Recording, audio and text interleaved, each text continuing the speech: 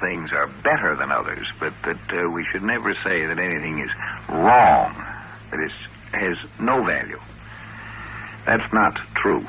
There are things that are wrong.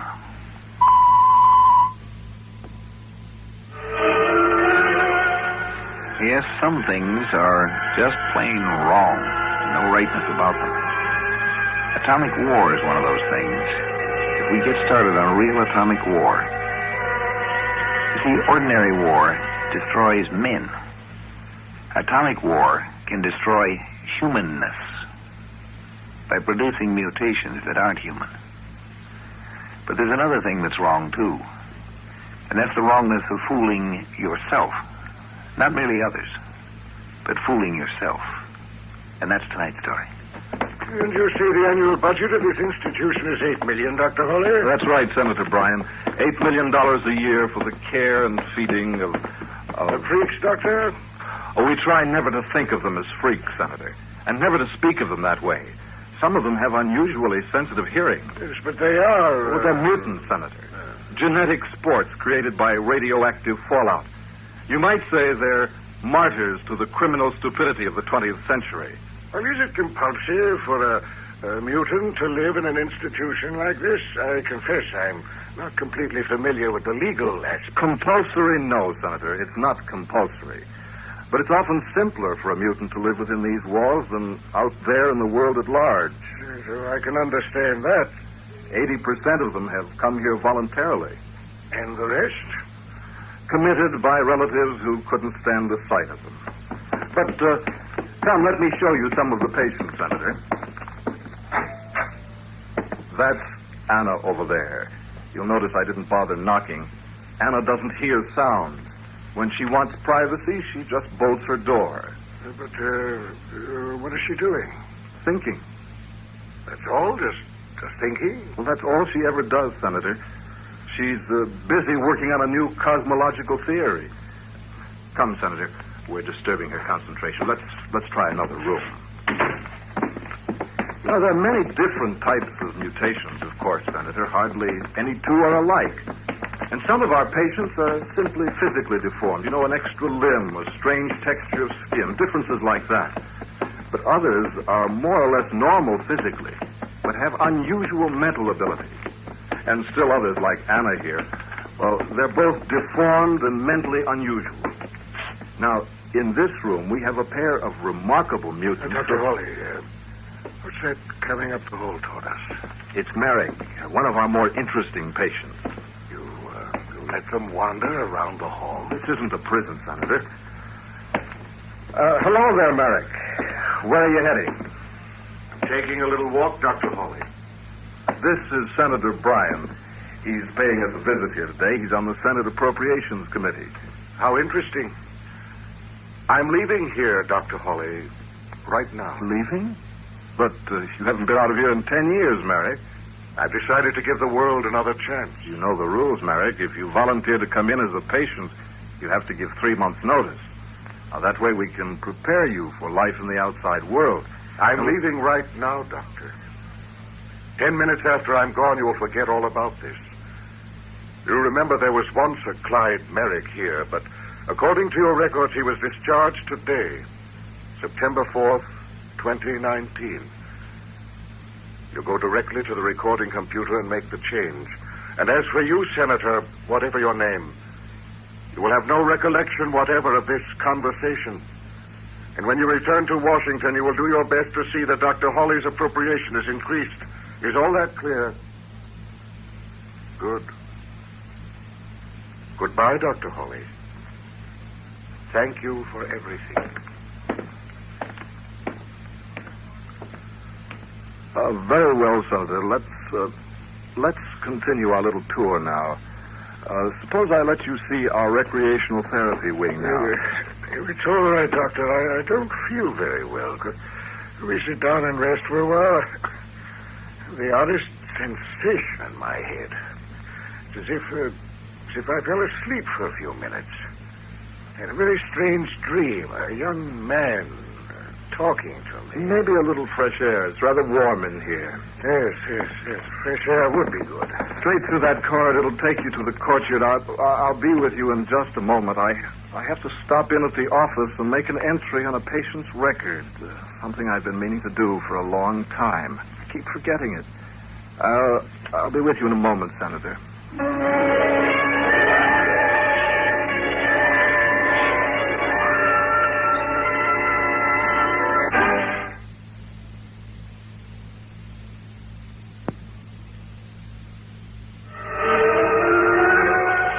The danger you can't stop is the danger that, by its very nature, keeps you from seeing that it's there or knowing that you've met it.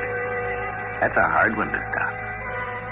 It camouflages itself so that you don't even know you encountered it. Driving to town, miss? Yes. Yes, I am, but I never pick up strangers when I'm driving alone. Why did I stop the car? You will give me a lift. Sure. Climb in. Over here next to me. Thanks. I was sure you'd change your mind.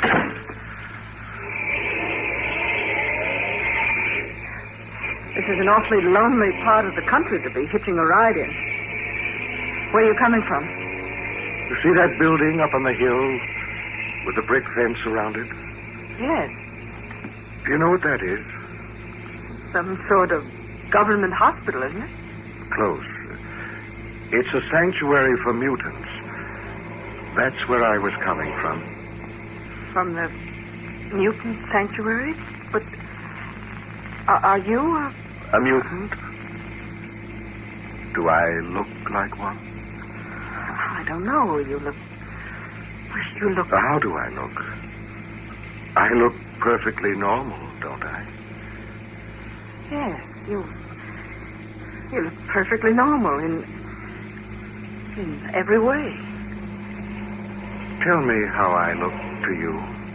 You're tall, blonde, blue eyes, broad shoulders, nice smile. You'd say I was good looking? Yes. Yes, I'd say you were quite handsome. Thank you. What's your name? Lisa Roberts. You? My name is Clyde Merrick. Oh, you must work at the sanctuary then. Yes, that's right. I work there. This is my afternoon off, and I thought I'd hitch a ride into town for some fun. Well, you're lucky I stopped for you. I'm going all the way into town. And you know, it's funny, too. I never usually stop for strangers. Tony says I shouldn't. Oh, who is Tony? My fiancé. You're going to get married, then? That's what having a fiancé usually means. Yeah, we're getting married in December. Going for a long cruise on our honeymoon. What do you do, Lisa? Do? Oh, I'm a dancer. Maybe you've seen me on TV. I'm usually on every Saturday night. Not that anyone ever remembers the girl from the chorus. I don't look at TV much, I'm afraid. Is this Tony of yours a dancer, too? Yes, he's the leading man of the show. You love him very much, don't you? You could never think of marrying anyone else. You do talk strangely sometimes. I guess it's because you're around those crazy mutants all the time. So of course I love him very much. Well, what do you think? How do you feel about mutants, Lisa? Just the way everyone else does, I suppose. What is that supposed to mean? Well, I feel sort of pity for them. But still, pity and all makes me feel creepy to think about people with two heads and all. Well, none of them have two heads, Lisa. That particular mutation doesn't survive to adulthood. Most of the really strange ones die off the first few weeks of life. No, even so, I've seen pictures of them. Oof. It's a good thing they keep themselves cooped up in their sanctuaries. Good for them and good for us. But sometimes they leave the sanctuaries. They try to live like normal people. But they aren't normal people. Sometimes they can convince others that they are normal. We can be very convincing, Lisa. We? I'm a mutant, Lisa. I'm casting a mental projection that hides my true appearance. Oh, no. Leave me alone. Get out of the car. Oh, slow down. I won't hurt you. I'm very friendly. I'm a lonely person, Lisa, and you're so beautiful. You're not afraid of me, are you? I'm not afraid of you. Of course you aren't. You like me. You like me very much. I'm tall and broad-shouldered, and you think I'm handsome. Very handsome. More handsome than your fiancé, Tony. Of course. You're wondering what you ever saw in Tony, aren't you? You're starting to forget you ever had any liking for him at all. I can't imagine how I could ever let myself think I cared for him. You're forgetting him rapidly.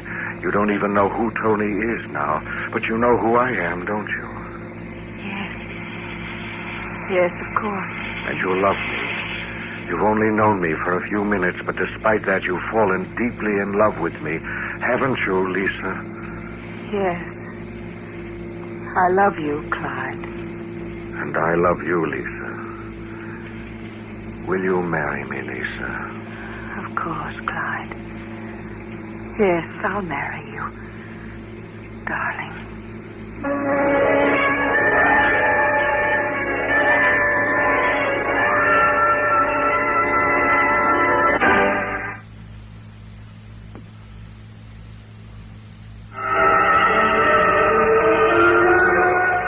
Of course, it isn't really Clyde Merrick's fault. He's not responsible for what he is. He was made that way by the genetic mutations caused by too much atomic warfare. It isn't his fault. But that doesn't make him tolerable, does it? He is an intolerable menace. Oh, that was a wonderful meal, darling. You know, I don't know how you did it. All those people waiting in line for tables, and the head waiter just took you right over to the spot. I have ways of being persuasive. Oh, I see. You love me? Of course, Lisa. We'll be married tomorrow and go far, far away. Rent a cabin somewhere and stay there for months and months and just read and fish and sleep. Oh, it sounds wonderful. It is wonderful. Just the two of us. I can't wait. You're not worried about Tony, are you? Tony? I don't know anyone named Tony, do I? No, you don't know anyone named Tony. Come on, let's get out of here. If you say so, darling. Where will we go? Your car. We'll drive out into the country. You can't see the stars here in town. You haven't paid the check. It doesn't matter. You see them trying to stop me? Well, no, but I can eat for free anytime. You see? They're smiling goodbye to us.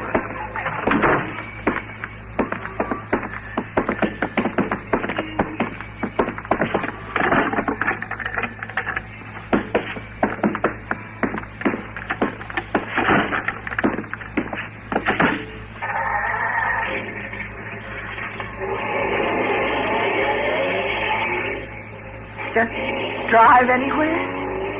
Take the road you were on this morning when you met me. Of course. Lisa. What is it, dear? Do you really love me? Really and truly love? I love you, Clyde. No. No, you don't. Not at all. Oh, whatever do you mean? It's no good. It isn't real. It's just another fraud. I don't understand. You don't love me. Not really. I've made you think you do, and you say you do, but that isn't enough. Every time I'd kiss you, every time I'd hold you in my arms, I'd know you were nothing but a puppet playing the role I made you play. Do you call that love? Clyde, you're talking nonsense. I wish I were. I thought I might be able to find some fulfillment outside the sanctuary, but I was wrong. What good is it all? I can fool everyone. Everyone except myself. Lisa, tell me again. How do I look to you? Why, tall, very good-looking, blonde hair, kind of wavy, regular features. In other words, as handsome as a video star. All right, stop the car. Stop it? Why? Because I want you to.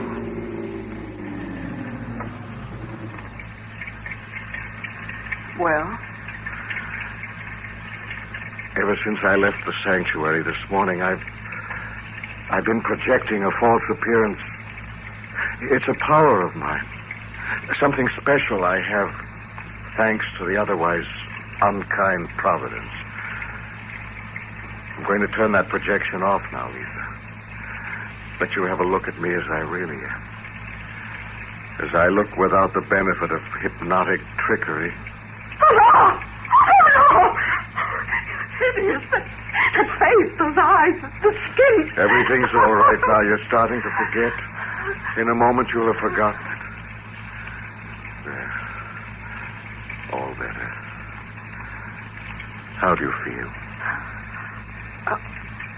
All right, Clyde. Good. But you see, Lisa, I was wrong. I thought if I left the sanctuary at last, disguising myself as one of the normals, I could be happier. I could... But it would be a synthetic happiness. You can't live on nothing but cotton candy, Lisa. Start the car. Yes, Clyde. Drive up the hill to your left. And that's it, right up to those big gates.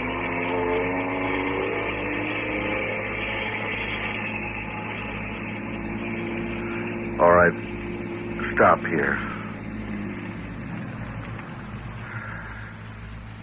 This is the sanctuary. I'm back home now. Home to stay where I belong. Clyde, I'm all mixed up. I don't know what's happening. You're going to turn your car around and drive home, Lisa. You're going to go home and go to bed, and when you wake up in the morning, you'll have no recollection of today at all. You'll simply have lost a day. And you'll marry your Tony, and you'll be happy with him. Is that clear, Lisa? Yes, Clyde. All right now. You're beginning to forget me already. Say goodbye to me, Lisa. Goodbye, Clyde. That's right. No, don't kiss me.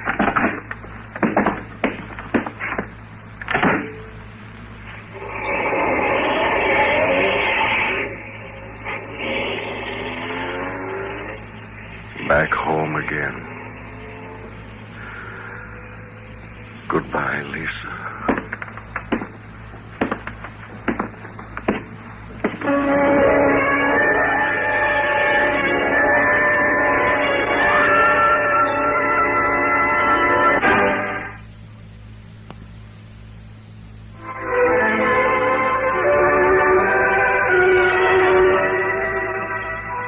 The saving grace in Clyde Merrick was that while he could fool all those around him, he didn't fool himself.